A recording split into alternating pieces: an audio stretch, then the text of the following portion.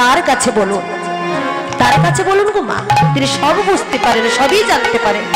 তাই রাধারানী মনের কথা, দুঃখের কথা ললিতার কাছে বলে স্বাদ মেটে না। কাকে ডেকেছে? তুলসীকে। তুলসীকে ডেকে বসিতে আসনে দিয়েছে গো মা। বসিতে আসনে দিয়ে তুলসীর কণ্ঠ জড়াইয়ে ধরেছে। তুলসীকে বসিতে আসন দিয়েছে কেন না, বাড়িতে যদি কোনো আত্মীয় স্বজন আসে গো মা, আগে আমাদের কি করা উচিত না, একটা বসার আসন আর চরণ ধৌত করা জল তাদের দিতে হবে। কি দিতে হবে? বসার আসন আগে, তারপরে চরণ ধৌত করা জল। কিন্তু অনেক বাড়ি এসব নিয়ম সব উঠে গেছে বাবা, তাই না? এখন বাড়িতে গেলে, বাড়িতে যদি কেউ যায় বসতে দিতে চায় না, চরণ ধৌত জল তো দূরের কথা। ভাগবতে কি লিখলেন গো মা? অতিথি রাখিয়া দ্বারে ঘরে অন্ন খায়, সেই অতিথির অভিশাপে সর্বনাশ হয়। যদি আপনার পূজার আসনে বসে, বাড়িতে যদি অতিথি আসে, সে আসন ছেড়ে দিয়ে আগে সে অতিথিকে আপ্যায়ন করবেন। তাদের বসার আসন আগে চরণ ধৌত করা জল তাদেরকে দিবেন। চরণ ধৌত করা জল যদি না দিতে পারেন, হরে কৃষ্ণ হরি বল।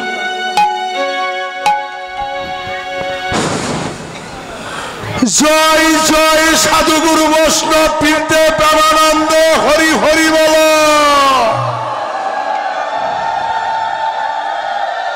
আজকে আমাদের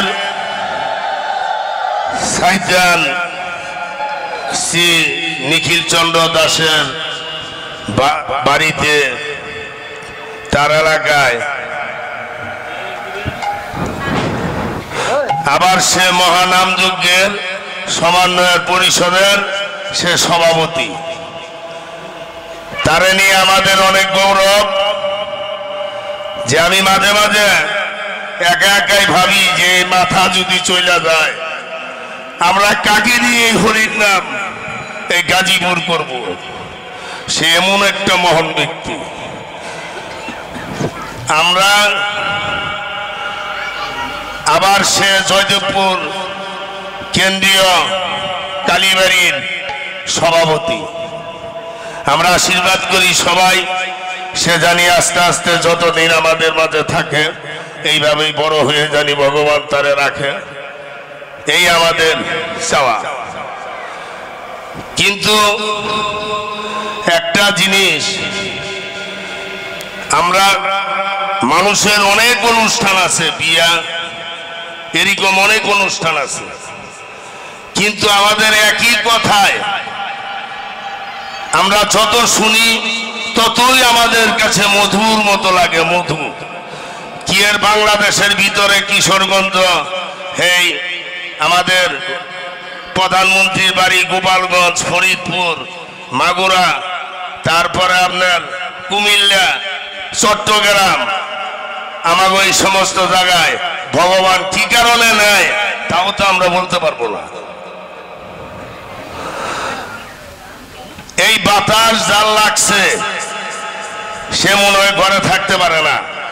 যেখানেই শুনে হরির নাম সেখানেই ওই ভক্তবিন্দু যায় একটু সাধুগুরু বৈষ্ণবের এই চরণ দুলি নিবার আশায় তারা বসে থাকে। কবে আমাদের এই ভাগ্য হবে?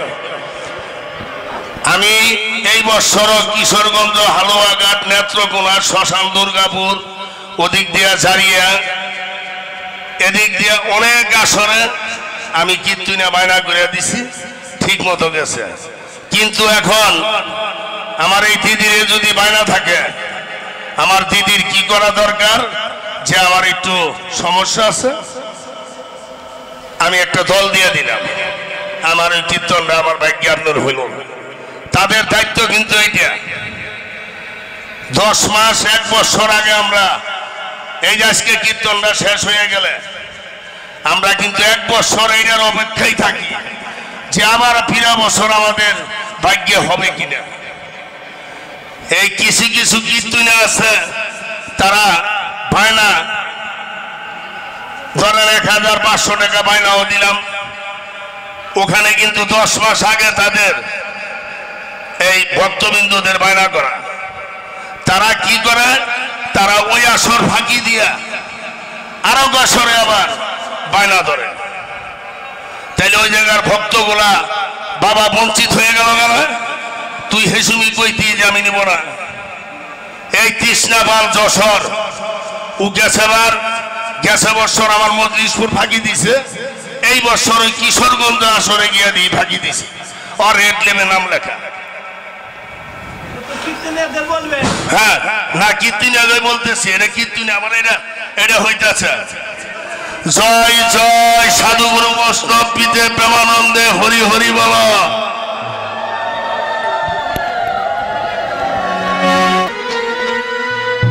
জয় রাধে। না, আমার দাদার যে মনের কষ্টের কথাও জানিয়েছে। এটা ঠিক যে কোনো কীর্তনিয়া যদি কীর্তনের বায়না নিয়ে যদি না দিতে পারে তা আগে জানানো উচিত বা দল পাঠানো উচিত, এটা করা উচিত। আমি এর ভিতরে একটা কীর্তনে যেতে পারিনি, কিন্তু আমি দল দিয়েছি, কারণ আমার ভিসা হয়নি, আমি আসতে পারিনি, আমি দল দিয়ে দিয়েছি। সেটা অন্য কীর্তনিয়ার কথা দাদা, সেটা ওই যে কৃষ্ণপাল ওনাদের সামনে বললেই ভালো হয়। যখন সামনে থাকবে তখন ওটা বলতে হবে। এখন তো শুনতে পাচ্ছে না, আপনি বললে শুনতে পাচ্ছে না, তাহলে বলে আর লাভ কি হবে বলুন? আমরা তো করিনি এটা, আমরা তো করবো না কোনোদিন। যাই হোক, হরে কৃষ্ণ। আমার অখিলদা এসেছেন অনেক দূর থেকে, খুবই ভালো লাগছে দেখে। ঈশ্বরের কাছে প্রার্থনা করি ঈশ্বর ওনার মঙ্গল করুন। আমার কৃষ্ণ ভক্ত সন্তান যারা কীর্তনের আয়োজন করে বা যারা সাধুগুরু বৈষ্ণবী, আমার কৃষ্ণ ভক্ত সন্তানে যারা প্রতিটি মায়ের গর্ভে দেন, ভগবানের কাছে আমি দুটি হাত তুলে প্রার্থনা করবো। জয় জয় বৈষ্ণব হরি হরি, জয় রাধে হরি বল। এই যে আমাদের ভিডিও ম্যান দেখতেছেন, কীর্তন মিডিয়া 10 দিলেই আপনাদের মোবাইলে এসে বলবো, আপনারা বুক করতে পারবেন। কোটি জন্মের স্বীকৃতির ফল না থাকলে এই কৃষ্ণ নামে সাধুগুরু বৈষ্ণবের চরণধুলি পাওয়া বড় কষ্ট। জয় রাধে, হরে কৃষ্ণ। আমার ইউটিউব চ্যানেলে কি আমার এই দাদা আমার অনেক কীর্তন সেরেছে বাবা। আমার এই কীর্তন মিডিয়া 10 লেখলে বহু কীর্তন, আমার কীর্তন অন্যান্য কীর্তন বাউল গান, কবি গান, শব্দ গান, লীলা কীর্তন, নাম কীর্তন অনেক কিছু পাবেন। আপনারা এই চ্যানেলটা সাবস্ক্রাইব করবেন, এটা আমার অনুরোধ।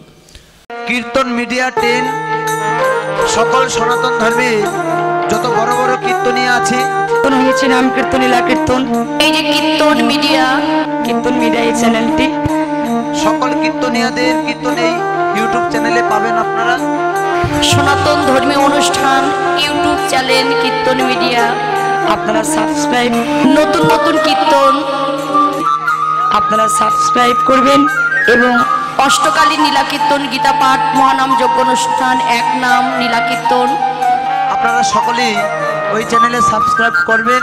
গীতা পাঠ, ভাগবত পাঠ সকল কিছু এই চ্যানেলে দেখতে পাবেন এবং সকলেই দেখবেন এবং বেশি বেশি করে শেয়ার করবেন, যেন সকলের মাঝে দাদা আরো ভালো ভালো কীর্তন আপনাদেরকে উপহার দিতে পারে। কীর্তন মিডিয়া সকল ভক্তগণই এই চ্যানেলটি দেখবেন। হ্যাঁ, তো গৌর হরি বল, হরি বল, হরি বল, হরি বল।